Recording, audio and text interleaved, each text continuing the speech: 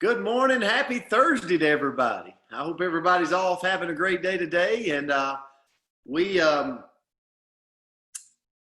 we got a word. I might be. This was a good one for me today. And I think Coach, was it Melissa? Yep. Okay. Melissa Jackson. Yeah, that's what I thought. So the word for today is inclusive. Now, the first thing I thought of, okay, selfishly, was me being on a cruise, an all-inclusive cruise, where everything is included. Everything is included. You just go, you walk into the door on the ship, and you got everything, right? Did anybody think, Coach, am I crazy? Okay, that's the first thing I thought of.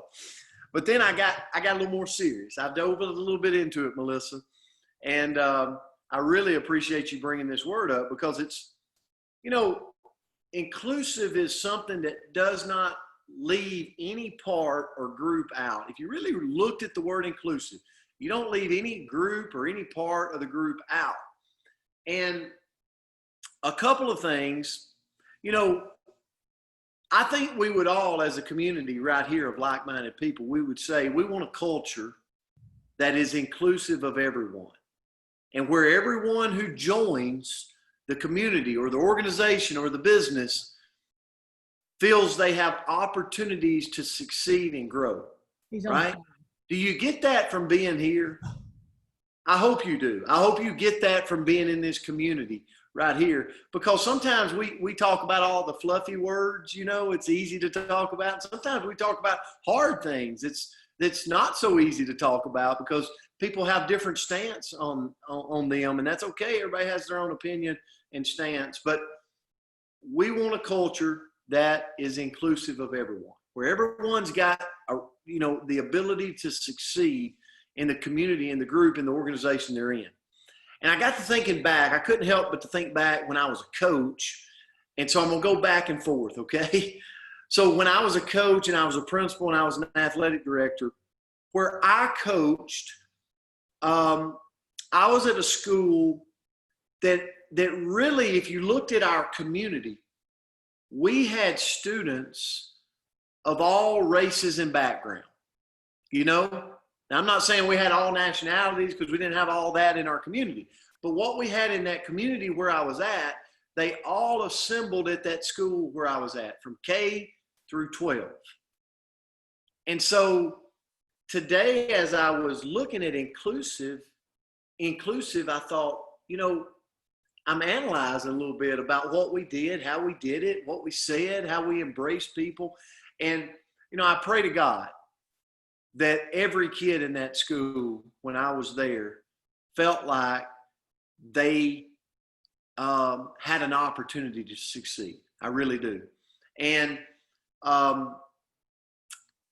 I even got a chance, best chance of, best things ever happened to me, and I'm just going personal, okay? Back several years ago, I had a chance to bring two 15-year-old boys in to live with us, and they were of a different race. And I want to tell you, it was the best thing the Palmer family had ever experienced. My kids, that's their brothers today. And they were a part of that. And I thought back about that when I thought about being inclusive. But then I thought about this too. So I want to go to when I was like today, I run teams all over the country. And when we have a meeting, when we have a group, we have a get together. I believe sometimes when we start separating,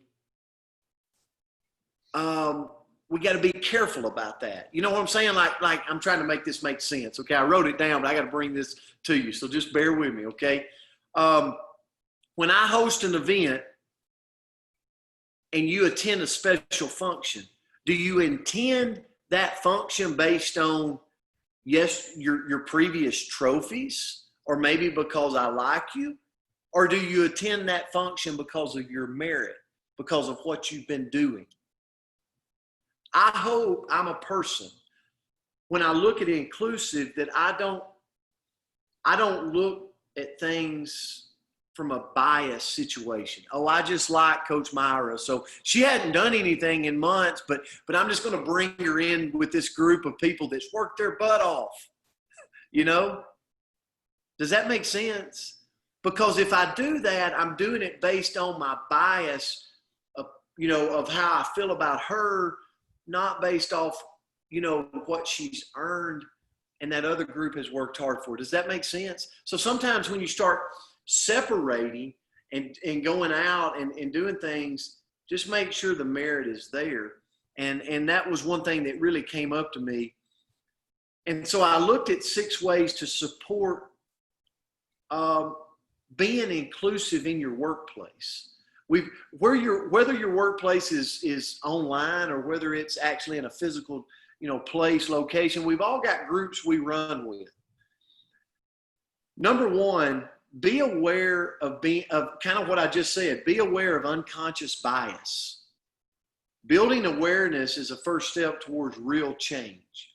Be careful not to be biased. I'm talking to myself. Number 2, communicate the importance of managing. Communicate the importance to people of being biased. Like, don't be afraid to talk about it, right? It's okay. It's okay to talk about it in the workplace. It's okay to talk about it and educate people on it. Number 3, create some trainings in your team, in your group, where you can talk about inclusive or inclusion and get people more, like I said before, more educated. Number 4, acknowledge. I could probably do a better job of this, okay? Acknowledge holidays of all cultures. I'm being honest, okay? I do a good job in some, but not all. So I could really do a better job of acknowledging holidays of all cultures because it means something to those, okay? Make it easy for people to participate in resource groups. Like, let's learn together. I think this is what's so powerful with this community, okay? How many of you would agree? We take words and we learn the words together. You might not agree on everything, that's okay. But we go at it together, and I think because we go at it together, we have a bond, we've got each other's back, we support each other, we can agree to disagree, but we're a unit, right? That's huge. And then the last thing is mix up your teams. Some weeks me and Linda and Philip Rogers might work together. But then there might be times that I need to jump over and work with Rick and Debbie Beard. Like, mix up the teams in the workplace or wherever you're at so that people can get to know each other and they can see at the end of the day, when you pull it all back, we're a child of God, right? When you pull it all back.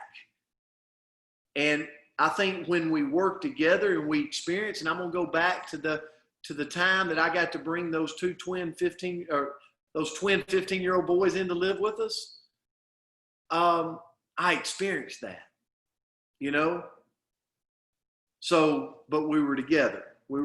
Got to experience it. So, Coach, I might have been all over the place. It was good for me to look up and think back on, but I'm going to turn it to you now. Okay, good job. I'm going to jump right in, and he opened with the exact same thing that I had written down on my notes. I want to jump in quick and move quickly. I know y'all, I value and respect your time. So the first thing that popped in my mind when I saw the word inclusive that Melissa sent us, it was just like Coach said. It was like, okay, going to a nice resort or on a cruise where everything is included in one payment. You get your meals, your drinks, your room. You might even get an excursion, involved in all that. So that immediately is what I thought of. In my life, I've been blessed to experience these things, but I also know there are a lot of other people that have not. And so being inclusive is not just about a fun vacation. You know, really and truly, it's about people.